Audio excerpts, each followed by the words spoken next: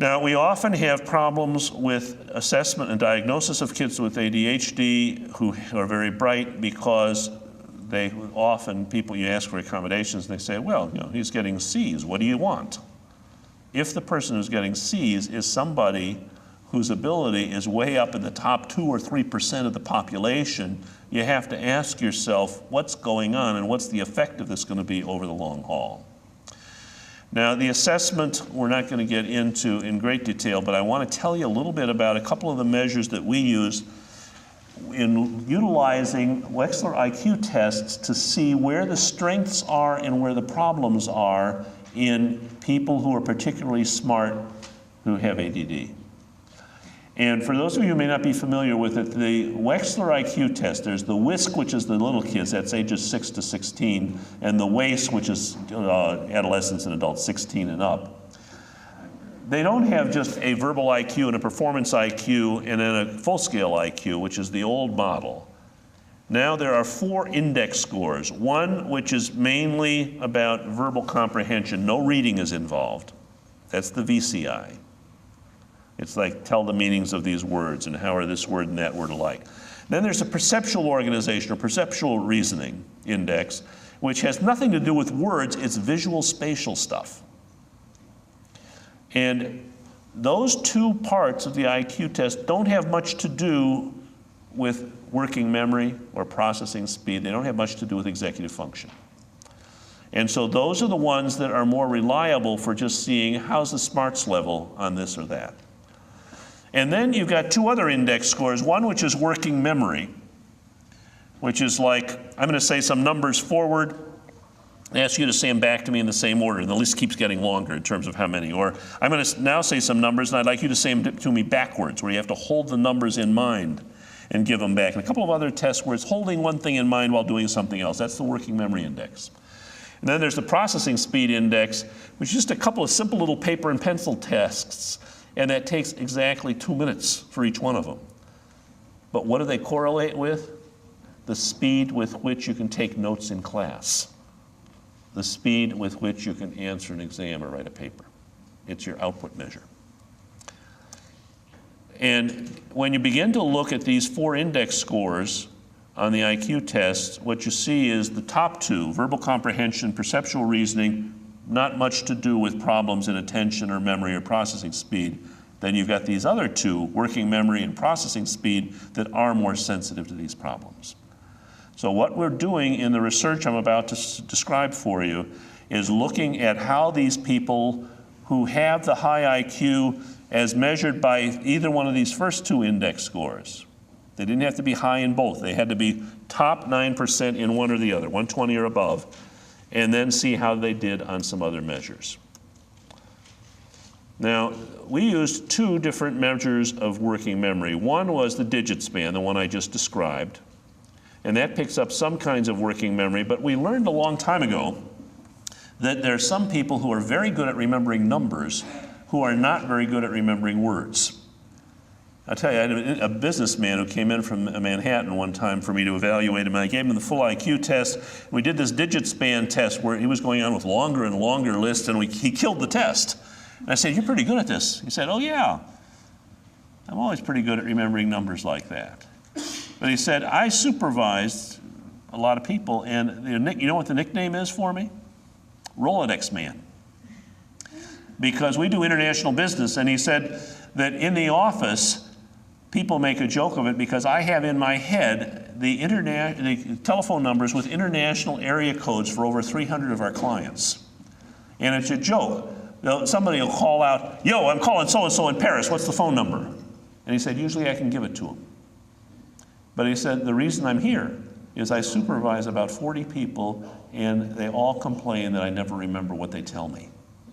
There are different parts of the brain that remember words and remember numbers.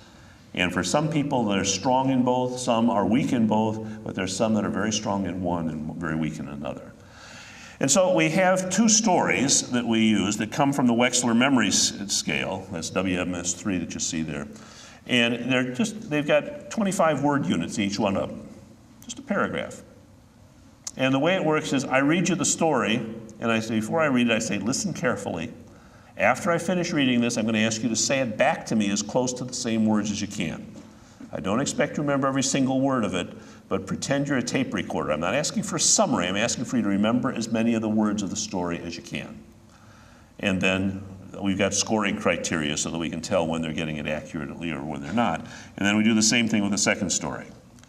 And so what we were doing then was looking at the comparison of those 4 index scores on the IQ test, but then we also looked at how did they do on remembering these stories, their verbal, auditory verbal memory.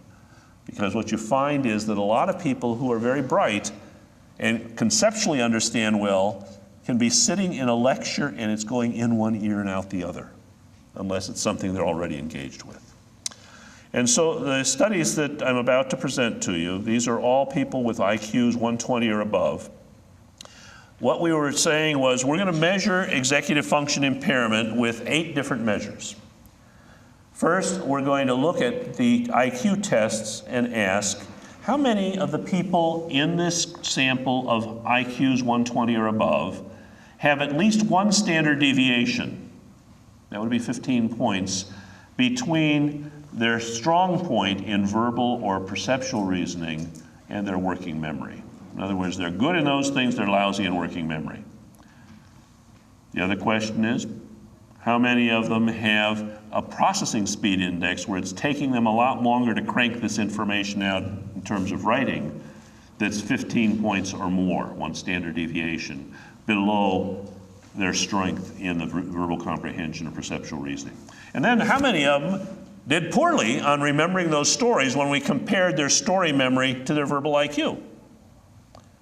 And then we gave them the rating scales I've published, where there are 5 different clusters that we're looking at, and how many of them had T-scores that are 65 or above, which is meaning you're saying you're having a lot of trouble with this. Okay, so we looked at a sample of kids first. We had 117 of them, and you can see the age distributions here. You know, some of them are about a quarter of them are 6 to 11, another quarter of them are 12 to 15, and you can see where the biggest distribution is. Half of them were in the 16 to 17-year-old age range, because that's where they were really beginning to have more trouble. Now, I'm going to show you several slides that look a lot alike, but let me explain here how to read them. On the left, that first bar over the words, the letters ADHD, those are all people in the sample of our 120 who have ADHD with IQ 120 or above. And then the STD, that's the standardization sample, that's the normal control group on which the test was designed. And on the left side, it's percentages. What percentage of these people had a difference? Read the top part of it where it says working memory index. How many of them had a working memory index that was 1, which would be 15 points, or 2, 30 points standard deviation below their verbal ability or their perceptual reasoning ability? And the yellow shows you the percentage in each of those 2 bars who had that big a difference. So what this is saying is that 74% of these 120 IQ folks had a difference that was huge between their verbal IQ or verbal abilities and their working memory index on their IQ test. Now the red is showing you that out of that 74%, there were 40% of them who had double that difference, double huge.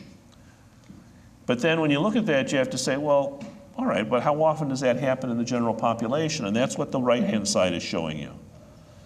Almost 23% against a little over 74%. In other words, this doesn't happen very often. And then you ask, how many have double that? 40% against 5%. Now you say, okay, well, why does this make a difference? What we're trying to identify is where is it that these very bright people are getting screwed up? What are they having trouble with? One of them is they can't remember what they've heard very well. They can't remember what they've read very well. They've got to go back and read things again, and they often miss things that people are telling them. Here's processing speed. Very similar graphs. 80% against 26%. Here's the story memory. Very bright people, you'd think they could grab it, but they were not able to remember what had just been read to them in these stories. 88% of them were way below what you would expect from somebody given their verbal ability. Only about a quarter of the general population would have anywhere near that. This is the rating scale. Remember the clusters that I showed you earlier? Question here is, how many of them were having trouble with getting organized and getting started, with being able to stay focused, with being able to keep up the effort and regulate their alertness? That's where that sleepiness thing comes in. Managing emotion, not quite as strong but still big, and on working memory. Now remember, this is not remembering stuff from a long time ago. This is forgetting here and now stuff. Where did I put something? Where's the syllabus? Did I remember to bring the book home to get the work done? Do I remember what I just was told?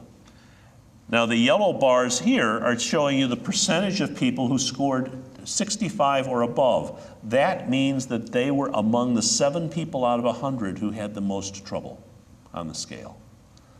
The red bars, those little stubby things you see there, that's how often people in the general population report that kind of difficulty on these rating scales. So you can see that there are specific problems with working memory, with processing speed, and with this wide variety of ADD symptoms, because that's really what this scale is about, assessing the executive functions that are impaired in ADD. Okay, so that was the kids. Now we've got a group of 157 adults, also with the same IQ range, 120 and above, and you can see the age distributions there. And what we're doing now is the same kinds of bar graphs reporting almost identical findings with the adults who were in the study. Working memory, processing speed, story memory, and the 5 clusters of the rating scale. Why are these very bright people having so much trouble in school? They can't get themselves organized. They're having a lot of trouble in being able to get up when they're supposed to get up and being able to stay awake and work when they need to. They have a lot of difficulty with their short-term memory.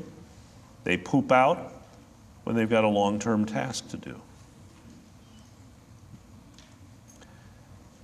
When we look at the question of, okay, we've got 8 different measures we're using here, if you count each of those 5 clusters separately from the rating scale, our question was, okay, well, how many of these people who are so smart are having big-time trouble on 5 or more of these 8 measures? And you see the numbers, 62% of the kids and 73% of the adults.